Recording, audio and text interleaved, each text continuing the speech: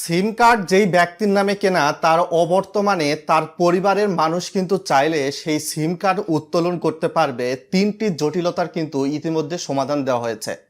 দেশে ইতিমধ্যে প্রায় 3 থেকে 4টার মতো অপারেটর রয়েছে, গ্রামীণ, রবি, এয়ারটেল, বাংলালিংক এবং টেলিটক। প্রত্যেকটার ক্ষেত্রেই কিন্তু এই নতুন পদ্ধতি চালু করে দেওয়া হয়েছে।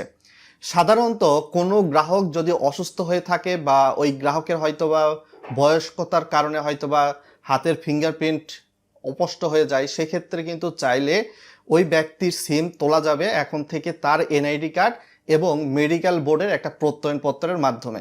তো এটা একটা ভালো আপডেট ছিল। ভিডিওটা লাইক করে চ্যানেলের নতুন দর্শক হয়ে থাকলে সাবস্ক্রাইব করে দিবেন, আর ভিডিওটা দেখে ভালো লাগলে শেয়ার করে দিতে পারেন। দ্বিতীয়, অনেক সময় দেখা যায় প্রবাসী ভাই বোনেরা বিদেশে থাকেন, অর্থাৎ সিমটা ওনার নামেই কেনা, উনি ছাড়া দেশে হয়তোবা ওনার সিমটা তুলতে চায় কিন্তু পারে না। তো এই সকল ক্ষেত্রে প্রবাসী ভাই বোনদের পরিবারের সদস্য এই সিম কার্ডটি উত্তোলনের জন্য অবশ্যই সেই প্রবাসী ভাইয়ের বৈধ ভ্যালিড বাংলাদেশি পাসপোর্ট লাগবে। সেই পাসপোর্টের যেই পেজে ইনফরমেশন আছে সেই পেজের ফটোকপি লাগবে। এর বাইরে গিয়ে আপনি যে বিদেশে গিয়েছেন, তো আপনার একটা ভিসা আছে, কোন ভিসায় গিয়েছেন সেই ভিসার পেজের ফটোকপি লাগবে। তৃতীয়ত, বিদেশে তো আপনি চাকরি করতেছেন কোনো কোম্পানির আন্ডারে বা কোনো মালিকের আন্ডারে, যেখানেই চাকরি করেন, তো তার কাছ থেকে একটা প্রত্যয়নপত্র বা চাকরি করতেছেন এ বিষয়ে একটা প্রত্যয়নপত্র, এগুলা কিন্তু লাগবে। এবং বিশেষ করে ওই প্রবাসী ভাইয়ের এনআইডি কার্ড, এগুলা নিয়ে আপনি যদি কোনো কোম্পানির কাস্টমার কেয়ারে চলে যান, তো সেই সকল ক্ষেত্রে দেখা যাবে যে যিনি বিদেশে আছেন তার সঙ্গে কিন্তু কাস্টমার কেয়ার, অর্থাৎ আপনি গ্রামীণ সিম রিপ্লেসমেন্ট করতে গেলেন, তো গ্রামীণের কাস্টমার কেয়ারে গিয়ে এই সকল তথ্যগুলো বলতে হবে যে ক্রেতার অবর্তমানে আপনি সিম তুলতে পারছেন, ক্রেতা বিদেশে আছে। তো তখন যে কাজটা করবে, আপনার ফোন থেকে যিনি সিমের ক্রেতা, আপনার হয়তো বা ভাই বা বাবা বা মা যিনি প্রবাসে আছেন, তাকে কিন্তু কাস্টমার কেয়ার থেকে বা আপনার ফোন থেকে ফোন দেওয়া হবে ভিডিও কলে, এবং তার সঙ্গে কিন্তু কাস্টমার কেয়ার সেন্টারে যারা প্রতিনিধি রয়েছেন তারা কথাবার্তা বলবেন ভিডিও কলে।